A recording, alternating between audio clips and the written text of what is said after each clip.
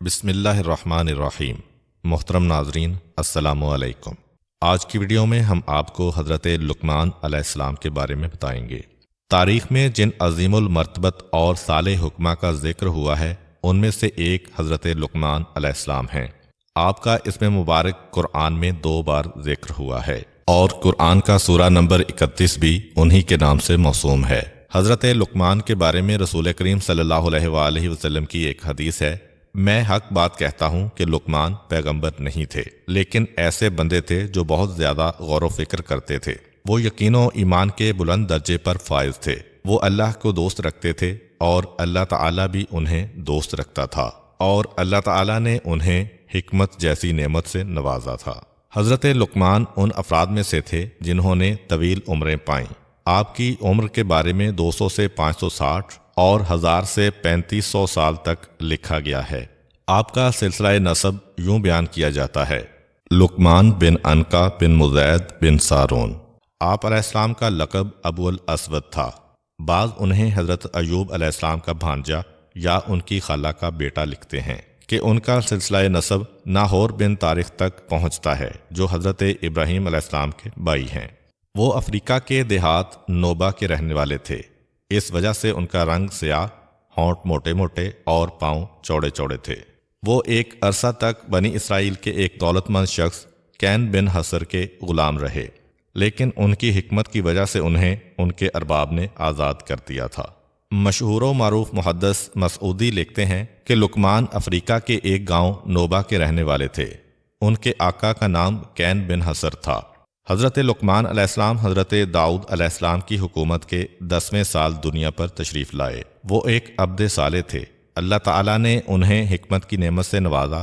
انہوں نے طویل عمر پائی، دنیا کے مختلف حصوں میں زندگی گزاری۔ ان سے ہمیشہ حکمت و دانائی ظاہر ہوتی اور وہ حضرت یونس علیہ السلام کے زمانے تک زندہ رہے۔ ایک حدیث میں آیا ہے کہ حضرت لقمان علیہ السلام نے اپنے بیٹے سے فرمایا: اے میرے بیٹے، میں نے 400 پیغمبروں کی خدمت کی ہے۔ میں نے ان کے کلام سے 4 باتیں اخذ کی ہیں۔ جس وقت تم نماز کی حالت میں ہو تو اپنے دل کی حفاظت کرو۔ جس وقت تم دسترخوان پر بیٹھے ہو تو اپنے گلے کو محفوظ رکھو، یعنی حرام مال سے بچاؤ۔ جس وقت تم کسی دوسرے کے گھر میں جاؤ تو اپنی آنکھ کو بچاؤ، یعنی نامحرم پر نگاہ ڈالنے سے باز رہو۔ اور جس وقت لوگوں کے درمیان میں جاؤ تو اپنی زبان کی حفاظت کرو۔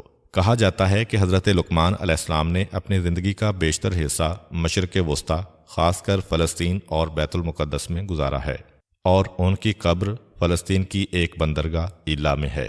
حضرت لقمان علیہ السلام، جو کہ ایک سیاہ فام افریقی اور بدصورت شخص ہوتے ہوئے حکمت کے بلند و بالا مقام پر فائز ہوئے ہیں، تو یہ صرف اور صرف روح و نفس کی خوبصورتی اور دل کی پاکیزگی کی وجہ سے ہے۔ اسی بنا پر روایت میں آیا ہے کہ کسی شخص نے حضرت لقمان علیہ السلام سے پوچھا: کیا تم ہمارے ساتھ بھیڑ بکریاں نہیں چراتے تھے؟ حضرت لقمان علیہ السلام نے کہا: ہاں، ایسا ہی ہے۔ اس نے پوچھا: آپ یہ بتائیں کہ آپ کو علم و حکمت کہاں سے نصیب ہوئی؟ آپ تو کسی مدرسہ میں نہیں پڑھے۔ حضرت لقمان علیہ السلام نے جواب میں فرمایا: مجھے یہ حکمت اللہ کی مرضی، امانت ادا کرنے، سچ بولنے اور بیہودہ باتوں سے بچنے کی وجہ سے نصیب ہوئی ہے۔ حضرت لقمان علیہ السلام کی اپنے فرزند کے نام وہ 10 نصیحتیں جو قرآن کی 5 آیات میں مذکور ہیں، عقائد، اخلاق اور آداب معاشرت کا مجموعہ ہیں، اور یہ قرآن پاک کی سورہ لقمان میں موجود ہیں۔ اے بیٹے، کسی چیز کو اللہ کا شریک نہ بناؤ، بے شک شرک بہت بڑا ظلم ہے۔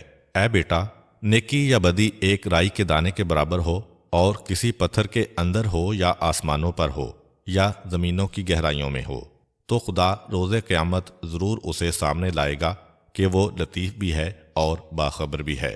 بیٹا، نماز قائم کرو، نیکیوں کا حکم دو، برائیوں سے منع کرو، اور اس میں جو مصیبت پڑے اس پر صبر کرو کہ یہ بہت بڑی حکمت کا کام ہے۔ اور خبردار، لوگوں کے سامنے اکڑ کر منہ نہ پھلا دینا۔ زمین پر غرور کے ساتھ نہ چلنا کہ خدا اکڑنے والے اور مغرور کو پسند نہیں کرتا ہے۔ اور اپنی رفتار میں میانہ روی سے کام لینا، اور اپنی آواز کو دھیما رکھنا کہ سب سے بدتر آواز گدھے کی آواز ہوتی ہے۔ رسول خدا صلی اللہ علیہ وآلہ وسلم سے منقول ہے کہ ایک دن جناب لقمان علیہ السلام دوپہر کے وقت آرام کی نیند سو رہے تھے کہ اچانک انہوں نے ایک آواز سنی: اے لقمان، کیا آپ یہ چاہتے ہیں کہ خداوند متعال آپ کو زمین پر اپنا خلیفہ اور نمائندہ قرار دے تاکہ آپ لوگوں کے درمیان حق کا فیصلہ کریں؟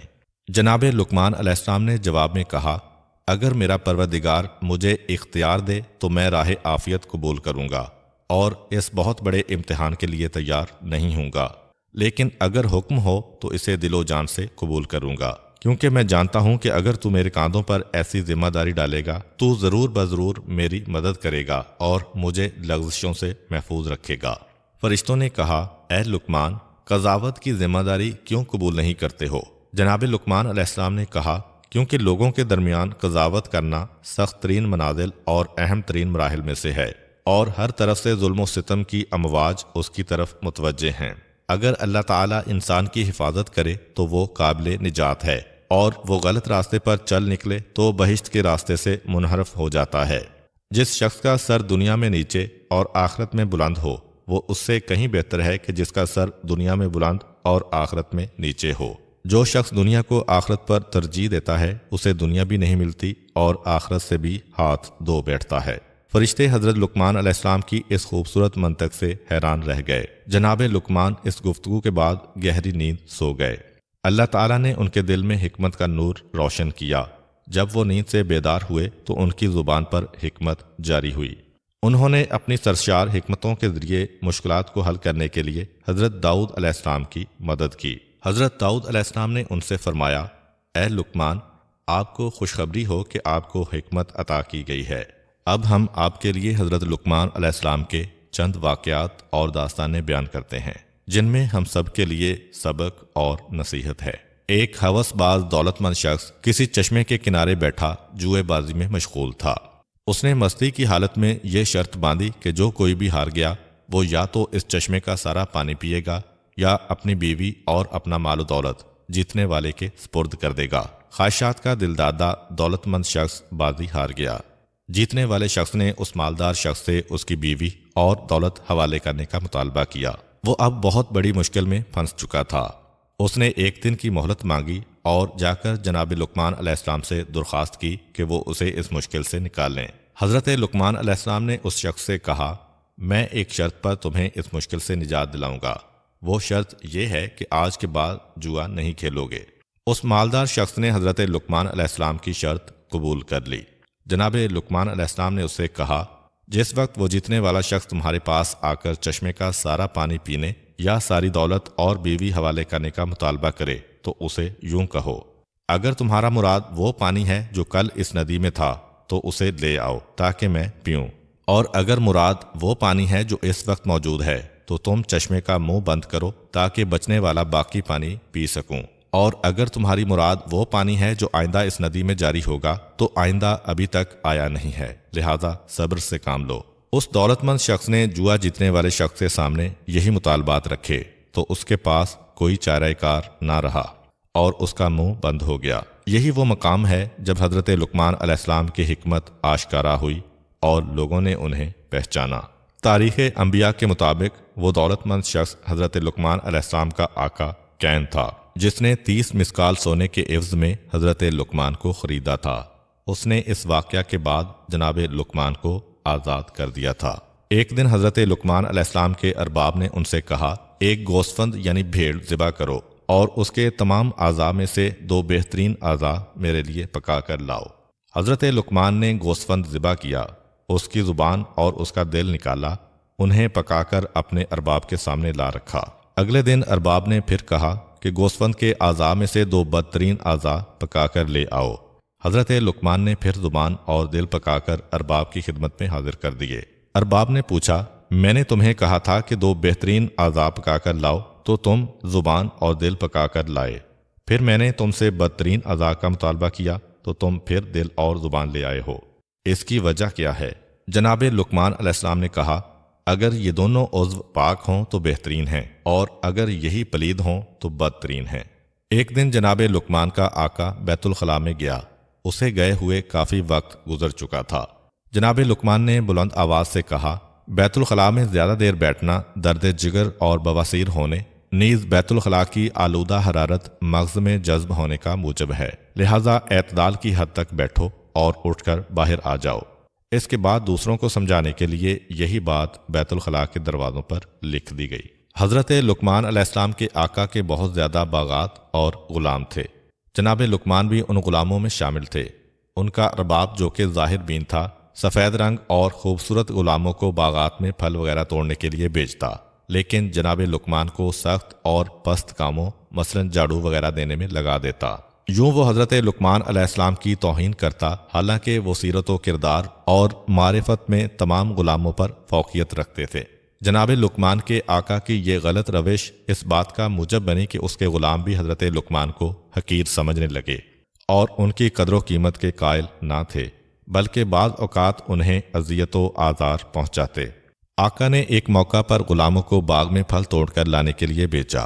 وہ باغ میں گئے اور مختلف قسم کے پھل توڑ کر لائے، لیکن آقا کی عدم موجودگی سے فائدہ اٹھاتے ہوئے انہوں نے وہ تمام پھل کھا لیے۔ جب آقا آیا اور تازہ پھلوں کا مطالبہ کیا تو غلاموں نے جھوٹ بولتے ہوئے کہا تمام پھل لقمان کھا گیا ہے۔ آقا نے جب یہ بات سنی تو وہ جناب لقمان علیہ السلام کے بارے میں بدظن ہو گیا۔ حضرت لقمان سمجھ گئے کہ ان کے آقا کی بدسلوکی اور ناراضگی کا سبب غلاموں کی اس تہمت کا اثر ہے۔ وہ اپنے آقا کے پاس گئے اور اسے یہ تجویز دیتے ہوئے کہا، اے میرے آقا، آئیں اور ہم سب غلاموں کا امتحان لیں تاکہ آپ کو ہمارے درمیان میں سے اچھے اور برے کا علم ہو سکے۔ اس نے پوچھا کہ میں تم لوگوں کا کیسے امتحان لوں؟ حضرت لقمان نے کہا کہ ہم سب کو کافی مقدار میں گرم پانی دیں اور ہمیں اسے پینے پر مجبور کریں۔ اس کے بعد آپ گھوڑے پر سوار ہو جائیں اور اپنا گھوڑا بیابان میں دوڑائیں، جبکہ سب غلاموں کو اپنے پیچھے پیدل دوڑنے کا حکم دیں۔ ایسا کرنے سے آپ کو یہ راز معلوم ہو جائے گا کہ وہ پھل میں نے کھائے ہیں یا ان لوگوں نے۔ آقا نے اسی طرح امتحان لیا۔ حضرت لقمان اور دوسرے تمام غلاموں کو گرم پانی پینے پر مجبور کیا۔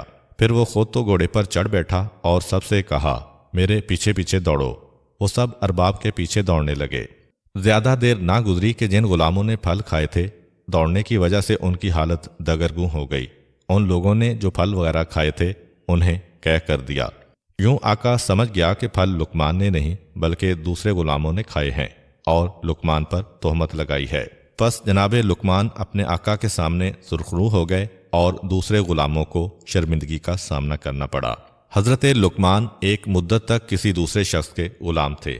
اس کے کئی اور بھی غلام تھے، لیکن وہ اپنے تمام غلاموں میں سے حضرت لقمان سے بہت زیادہ محبت کرتا تھا، یہاں تک کہ وہ جب بھی غذا کھانا چاہتا تو پہلے اپنی غذا حضرت لقمان علیہ السلام کے پاس لاتا تاکہ وہ کھائیں۔ جب وہ کھانا کھا لیتے تو ان کا بچا ہوا کھانا بطور تبرک بڑے شوق سے تناول کرتا۔ ایک دن کوئی شخص حضرت لقمان علیہ السلام کے ارباب کے لیے خربوزہ بطور ہدیہ لایا۔ ارباب نے حضرت لقمان کے سامنے خربوزے کو چیرا، اس کے ٹکڑے کیے اور لقمان کو دیے۔ جناب لقمان اپنے آقا سے خربوزے کی پھانگیں لے کر کھاتے رہے اور یہ ظاہر کرتے رہے کہ وہ بڑا میٹھا ہے اور بڑے مزے سے کھا رہا ہے۔ جب ارباب نے دیکھا کہ لقمان بڑے شوق و ذوق سے کھا رہے ہیں تو اس نے ایک پھانگ کے علاوہ تمام کا تمام خربوزہ لقمان کو دے دیا، جو انہوں نے کھا لیا اور ایک پھانگ اپنے لیے رکھ لی۔ جس وقت ارباب نے وہ بچی ہوئی خربوزے کی پھانگ منہ میں ڈالی تو معلوم ہوا کہ وہ خربوزہ تو زہر کے مانند کڑوا ہے۔ اس کی کڑواہٹ سے زبان پر آبلے بن گئے، گلا جلنے لگا اور اس کی حالت غیر ہو گئی۔ ارباب نے جناب لقمان سے کہا، آپ نے یہ اتنی کڑوی پھانگیں کیسے کھائی ہیں؟ آپ نے انہیں کھانے سے ہاتھ کیوں نہیں کھینچا؟ جناب لقمان نے جواب میں کہا، آپ نے سال ہا سال سے مجھے میٹھی، مزیدار اور من پسند غذائیں کھلائی ہیں۔ اب جب کہ ایک بار کوئی کڑوی چیز آ گئی ہے تو کیا یہ مناسب ہے کہ میں اسے نہ کھاتا اور اس پر اعتراض کرتا اور نمک حرام ہو جاتا؟ بلکہ حق شناسی اور شکر گزاری کا تقاضا یہی ہے کہ میں خاموش رہتا۔ پس اے خدا کے بندے، تم خدا کی نعمتوں میں غرق ہو۔ جب بھی زندگی میں تھوڑی دیر کے لیے کوئی تلخی و مشکل آ جائے تو ناشکری مت کر۔ ایک دفعہ حضرت لقمان علیہ السلام نے اپنے بیٹے کو یوں نصیحت فرمائی، اے میرے بیٹے، واضح رہے کہ حضرت لقمان علیہ السلام کی بہت زیادہ اولاد تھی، لیکن وہ اپنی بات کا آغاز یا بنیا، اے میرے بیٹے کہہ کر کرتے تھے، جس سے لگتا ہے کہ ان کا شاید ایک ہی بیٹا تھا۔ تاریخ نے اس بیٹے کا نام باران لکھا ہے، لیکن ان کا خطاب تمام اولاد سے ہوتا تھا۔ البتہ یہ تجربہ کار خطبہ کا طریقہ کار ہے کہ وہ بڑوں کو مخاطب کر کے چھوٹوں کی توجہ اپنی طرف مبذول کراتے ہیں اور انہیں واعظ و نصیحت کرتے ہیں۔ چنانچہ آپ نے اپنے بیٹے سے کہا، اے میرے بیٹے، اپنے دل کو لوگوں کی خوشنودی اور ان کی تعریف و تکذیب سے وابستہ مت کرو، کیونکہ ایسی کوئی چیز کوشش کے باوجود انسان کے ہاتھ میں نہیں آتی۔ بیٹے نے کہا کہ میں چاہتا ہوں کہ اس بارے میں کوئی عملی نمونہ دیکھوں تاکہ موضوع کو بہتر طور پر سمجھ سکوں۔ حضرت لقمان نے فرمایا، اٹھو اور گھر سے باہر چلو تاکہ میں موضوع کو سمجھا سکوں۔ حضرت لقمان علیہ السلام اور ان کا بیٹا گھر سے نکلے۔ ان کے پاس ایک گدھا بھی تھا۔ جناب لقمان اس پر سوار ہوئے اور بیٹا پیدل ان کے پیچھے روانہ ہوا۔ وہ چلتے چلتے ایک گروہ کے پاس پہنچے۔ ان لوگوں نے جب یہ منظر دیکھا تو کہا، اس بوڑھے کو دیکھو کہ کتنا سنگ دل ہے کہ خود تو گدھے پر سوار ہے لیکن اس کا بیٹا پیچھے پیچھے پیدل آ رہا ہے۔ سچ بات ہے کہ یہ کس قدر غلط کام ہے۔ حضرت لقمان نے اپنے بیٹے سے کہا، کیا تم نے ان کی باتیں سنی ہیں؟ بیٹے نے کہا، ہاں۔ حضرت لقمان نے کہا، اب میں پیدل چلتا ہوں اور تم گدھے پر سوار ہو جاؤ۔ جناب لقمان پیدل روانہ ہوئے اور بیٹا سوار ہو گیا۔ چلتے چلتے ان کی ملاقات ایک اور گروہ سے ہوئی۔ اس گروہ نے جب یہ منظر دیکھا تو کہا، یہ دونوں باپ بیٹا کتنے برے لوگ ہیں۔ باپ اس اعتبار سے برا ہے کہ اس نے اپنے بیٹے کی صحیح تربیت نہیں کی کہ بیٹا تو سوار ہے جبکہ بوڑھا باپ پیدل چل رہا ہے، اور بیٹا اس لحاظ سے برا ہے کہ اسے اپنے باپ پر رحم نہیں آیا اور اس پر ظلم کر رہا ہے، کیونکہ باپ کا یہ حق ہے کہ اس کا احترام کیا جائے اور وہ گدھے پر سوار ہو۔ حضرت لقمان نے اپنے بیٹے سے کہا، آپ نے ان کی باتیں سنی ہیں؟ بیٹے نے کہا، جی ہاں۔ جناب لقمان نے فرمایا، اب دونوں سوار ہو جاتے ہیں۔ وہ دونوں گدھے پر سوار ہوئے اور آگے بڑھ گئے۔ چلتے چلتے ایک گروہ کے پاس پہنچے۔ ان لوگوں نے جب یہ منظر دیکھا تو کہا، ان دونوں سواروں کے دل میں ذرا برابر رحم نہیں ہے کہ دونوں بے زبان حیوان پر سوار ہیں۔ ان لوگوں نے اس حیوان کی کمر توڑ دی ہے، کیوں اس بیچارے حیوان کی طاقت سے زیادہ اس پر وزن ڈالا ہوا ہے۔ بہتر تو یہ تھا کہ ایک سوار ہوتا اور دوسرا پیدل چلتا۔ حضرت لقمان نے اپنے بیٹے سے کہا، آپ نے ان لوگوں کی باتیں سنی ہیں؟ بیٹے نے کہا، جی ہاں۔ جناب لقمان نے فرمایا، آؤ اس بار ہم دونوں گدھے کے پیچھے پیچھے پیدل چلتے ہیں۔ دونوں گدھے سے اترے اور اس کے پیچھے پیدل روانہ ہوئے۔ وہ چلتے چلتے لوگوں کے ایک گروہ کے پاس پہنچے۔ ان لوگوں نے کہا، یہ دونوں عجیب قسم کے جاہل افراد ہیں، سواری کے ہوتے ہوئے پیدل چل رہے ہیں اور سواری کو خالی چھوڑا ہوا ہے، یہ کس قدر احمق ہیں۔ حضرت لقمان نے اپنے بیٹے سے فرمایا، آپ نے ان لوگوں کی گفتگو سنی ہے؟ اس نے عرض کیا، جی ہاں۔ جناب لقمان نے فرمایا، کیا لوگوں کو راضی کرنے کے لیے اس کے علاوہ اور کوئی چارہ ہے؟ اب جب کہ صورتحال یوں ہے تو کبھی لوگوں کی رضامندی کو اپنا محور و مقصد قرار مت دو، بلکہ خداوند قدوس کی رضا اور خوشنودی کو اپنا مقصد اور ہدف قرار دو تاکہ دنیا و آخرت میں سعادت و کامیابی حاصل کر سکو۔ روایت میں ہے کہ ایک دن حضرت لقمان علیہ السلام نے اپنے بیٹے کو 3 نصیحتیں کرتے ہوئے کہا، اے پسر جان، ان 3 نصیحتوں کو اپنے حافظے میں محفوظ کر لو اور ان پر عمل کرو۔ اپنا راز اپنی بیوی کو مت بتاؤ، عوان یعنی حکمرانوں کے دفتریوں سے دوستی مت کرو، نئے اور کم ظرف دولت مند سے قرض نہ لو۔ حضرت لقمان جب دنیا سے رخصت ہو گئے تو ان کے بیٹے نے ان نصیحتوں کو آزمانا چاہا اور دیکھنا چاہا کہ ان کاموں کو انجام دینے سے نقصان کیا ہوگا جن کو انجام نہ دینے کی اس کے حکیم باپ نے اسے وصیت کی تھی۔ اس نے ایک گوسفند ذبح کیا، اسے ایک بوری میں ڈالا، بوری کا منہ باندھا، اسے اٹھا کر گھر لے آیا، اپنے پلنگ کے نیچے گڑھا کھودا اور اسے وہاں پر دفن کر دیا۔ اس کے بعد اپنی بیوی سے کہا، میرا ایک دشمن تھا، میں نے اسے قتل کرنے کے بعد یہاں پر دفن کر دیا ہے، محتاط رہنا اور اس راز کو پوشیدہ رکھنا اور کسی کو مت بتانا۔ اس کے بعد اپنے ہمسائے میں رہنے والے ایک دفتری سے دوستی کر لی، ہر روز اسے دعوت دیتا اور اس کا دوست بن گیا۔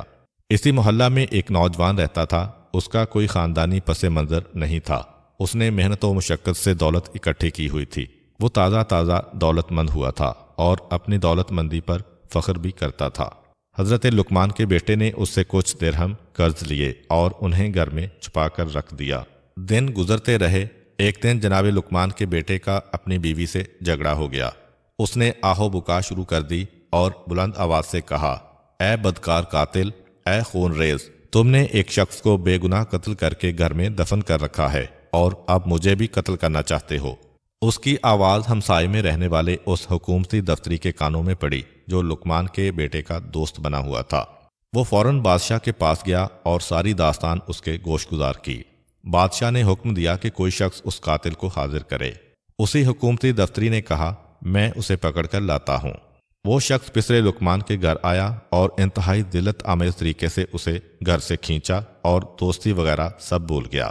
اسے کھینچتے ہوئے بادشاہ کے دربار میں لے جا رہا تھا کہ راستے میں نئے دولت مند نوجوان نے جب جناب لقمان کے بیٹے کو اس حال میں دیکھا تو لوگوں کے سامنے انتہائی غصے کے عالم میں آ کر اسے پکڑا اور کہا، اگر تمہیں قتل کے بدلے میں قتل کریں گے تو میری رقم ڈوب جائے گی، لہٰذا مجھ سے لیے ہوئے درہم ابھی واپس کرو۔ اس نے یوں نامردی کا مظاہرہ کرتے ہوئے جناب لقمان کے بیٹے کی اہانت کی۔ بہرحال لوگ وہاں پر اکٹھے ہو گئے اور جناب لقمان کے بیٹے کو انتہائی توہین آمیز طریقے سے بادشاہ کے دربار کی طرف لے گئے۔ جس وقت فرزند لقمان بادشاہ کے سامنے کھڑا ہوا تو ان کے درمیان ہونے والی گفتگو کچھ یوں تھی۔ بادشاہ نے کہا، تم تو لقمان کے بیٹے ہو، لہٰذا مناسب نہیں تھا کہ تم قتل و غارت کے مرتکب ہوتے۔ فرزند لقمان نے جواب دیا، میں نے بالکل ناحق خون نہیں بہایا اور نہ ہی کسی شخص کو قتل کیا ہے۔ دفتری بولا، یہ جھوٹ بول رہا ہے، اس نے ایک شخص کو قتل کرنے کے بعد اس کا جنازہ اپنے گھر میں دفن کر رکھا ہے۔ فرزند لقمان نے کہا، میں بادشاہ سے کہتا ہوں کہ حکم دے کہ یہ لوگ اس مقتول کو حاضر کریں اور وہ ایک بوری میں ہے جسے میں نے فلاں جگہ پر دفن کیا ہے۔ بادشاہ نے حکم دیا کہ اس جنازے کو حاضر کیا جائے۔ حکومتی کارندے جناب لقمان کے بیٹے کے گھر آئے۔ اس کی بیوی نے دفن کی جگہ کی نشاندہی کی۔ ان لوگوں نے وہاں سے کھدائی کی، وہاں سے ایک بوری نکالی اور منہ بند بوری بادشاہ کے سامنے لے آئے۔ جب ان لوگوں نے بوری کا منہ کھولا تو کیا دیکھتے ہیں کہ وہ تو ایک گوسفند کا لاشا ہے کہ جسے ذبح کیا ہوا ہے۔ حاضرین یہ ماجرا دیکھ کر حیران و پریشان رہ گئے۔ بادشاہ نے کہا، اے پسر لقمان، تم نے گوسفند کو ذبح کرنے کے بعد کیوں دفن کیا ہے؟ اس کی وجہ ہمارے سامنے بیان کرو۔ فرزند لقمان نے کہا، میرے باپ نے مجھے یوں وصیت کی تھی کہ اپنا بید اپنی بیوی سے مت کہو، حکومتی دفتری کو اپنا دوست مت بناؤ اور تازہ ثروت مند سے قرض مت لو۔ میں اپنے والد بزرگوار کی ان وصیتوں کو آزمانا چاہتا تھا۔ انہیں آزمانے کے بعد اپنے پدر بزرگوار کی حکمت و سچائی کو سمجھا ہوں اور میرے اوپر واضح ہو گیا ہے کہ ان کی بات عین حقیقت ہے۔ جو کوئی بھی اس نصیحت کو سن رہا ہے اس کے لیے بہتر ہے کہ اپنا راز اپنی بیوی سے نہ کہے، تازہ دولت مند سے کبھی قرض نہ لے اور حکومتی دفتری سے بالکل دوستی نہ لگائے اور اپنے خانہ دل کو احمقوں کی دوستی سے پاک و صاف رکھے تاکہ دنیا و آخرت کی خوش بختی پا سکے۔ اور آخر میں حضرت لقمان کی اپنے بیٹے کو کی گئی چند اور نصیحتیں جو یقیناً ہمارے کام آنے والی ہیں۔ بیٹا، دنیا پر بھروسہ مت کرو کیونکہ گناہ اور شیطان اس میں ہے۔ دنیا کو اپنے لیے زندان بناؤ تاکہ آخرت تمہارے لیے بہشت قرار پائے۔ اے پسر جان، تم پہاڑ کو اپنی جگہ سے نہیں اکھاڑ سکتے اور ایسا کام تمہارے ذمے لگایا بھی نہیں جائے گا۔ پس بلا اور مشکل کو اپنے کاندھوں پر مت اٹھاؤ اور اپنے آپ کو اپنے ہاتھوں سے ہلاک مت کرو۔ بادشاہوں کا ہمسایہ مت بننا، وہ تمہیں ہلاک کر دیں گے۔ ان کی اطاعت اور پیروی مت کرنا ورنہ کافر ہو جاؤ گے۔ کمزوروں اور حاجت مندوں کی ہم نشینی اختیار کرو اور ان کے ہمدم بنو۔ اے پسر جان، خدا کی بارگاہ میں یہ عرض کرنے والا کہ خدایا مجھے معاف کر دے، اس سے کوئی بخشا نہیں جائے گا، کیونکہ انسان عمل اور اطاعت الہی کرنے کی بنا پر بخشا جائے گا۔ اے میرے بیٹے، پہلے ہمسائے کو دیکھو بعد میں گھر لو، پہلے ہم سفر کو دیکھو بعد میں سفر پر جاؤ۔ اے بیٹے، نا اہل کی ہم نشینی سے تنہائی بہتر ہے، صالح ہم نشین تنہائی سے بہتر ہے۔ وزنی پتھر اور لوہے کو اٹھانا برے ہم نشین سے بہتر ہے۔ اے بیٹے، جو کوئی بھی زبان پر قابو نہیں رکھتا وہ پشیمان ہوتا ہے۔ بزرگوں سے مشورہ کرو اور چھوٹوں کے ساتھ مشورہ کرنے سے شرم مت کرو۔ فاسقوں کی ہم نشینی اور محفل سے پرہیز کرو، کیونکہ وہ ایسے کتے ہیں کہ اگر تمہارے پاس کوئی چیز پائیں گے تو اسے کھا جائیں گے ورنہ تجھے ذلیل و رسوا کریں گے۔ ان کے ساتھ دوستی انتہائی تھوڑی اور ناپائیدار ہوتی ہے۔ اے بیٹا جان، اگر تمہیں روز قیامت کے بارے میں شک ہے تو نیند سے بیدار ہونے کو اپنے آپ سے دور رکھو، جبکہ تمہارے اندر اتنی قوت و طاقت نہیں ہے۔ اور اگر تم ان دونوں کے بارے میں غور و فکر کرو گے تو سمجھ جاؤ گے کہ تمہاری جان کسی اور کے قبضے میں ہے، کیونکہ نیند موت ہے اور نیند کے بعد بیدار ہونا موت کے بعد قیامت برپا ہونے کے مانند ہے۔ بیٹا جان، میں نے 7,000 حکمتیں سیکھی ہیں، ان میں سے صرف 4 کو یاد کر لو اور ان پر عمل کرو اور میرے ساتھ بہشت میں چلو۔ اپنی کشتی کو مضبوط بناؤ کیونکہ زندگی کا سمندر بہت گہرا ہے۔ گناہوں کا بوجھ ہلکا کرو کیونکہ گزرگاہ انتہائی مشکل اور دشوار گھاٹی ہے۔ سفر آخرت کے لیے کافی مقدار میں زاد راہ مہیا کرو کیونکہ یہ سفر بہت لمبا ہے۔ اپنا عمل خلوص سے انجام دو کیونکہ اعمال کی جانچ پڑتال کرنے والا بہت تیز بین اور بہت صاحب بصیرت ہے۔ پھر فرمایا، تمہاری جوانی کے بارے میں سوال ہوگا کہ تم نے اپنی عمر کس راہ میں ختم کی ہے، تم نے مال کس راستے سے اکٹھا کیا ہے، اس مال کو کس راستے میں خرچ کیا ہے۔ ان سوالات کے جوابات دینے کے لیے تیار رہو۔ دنیا میں تمہارے ہاتھ سے جو کچھ نکل جائے اس پر افسوس مت کرو کیونکہ دنیا کو دوام نہیں اور یہ بلاؤں سے محفوظ بھی نہیں۔ پس تیار و ہوشیار رہو اور اپنے کاموں کو سنجیدگی سے لیتے ہوئے اپنے دل سے غفلت کا پردہ دور کرو۔ اللہ کے احسان و کرم کی طرف متوجہ ہو اور اس کے عوض میں شکر ادا کرو۔ ہمیشہ اپنے دل میں توبہ کی تجدید کرتے رہو، ہمیشہ اپنے دل میں توبہ کی تجدید کرتے رہو اور موت کے آنے سے پہلے فرصت سے فائدہ اٹھاؤ۔ کسی شخص نے حضرت لقمان سے پوچھا، کون سا انسان بدترین انسان ہے؟ حضرت لقمان نے فرمایا، وہ شخص بدترین ہے جسے اس بات کی پرواہ نہ ہو کہ لوگ اسے بد کردار سمجھیں گے۔ کسی شخص نے جناب لقمان علیہ السلام سے کہا، تم کس قدر بدصورت ہو؟ جناب لقمان نے جواب میں فرمایا، تم میری شکل و صورت کے عیب نکال رہے ہو یا میری شکل و صورت کی نقاشی کرنے والے اللہ کے؟ اللہ تعالی ہمیں اپنے بتائے ہوئے راستے پر چلنے اور برائیوں سے بچنے کی توفیق عطا فرمائے۔ آخر میں دعا ہے کہ اللہ تعالی ہمیں اپنے راستے پر چلنے اور برائیوں سے بچنے کی توفیق عطا فرمائے۔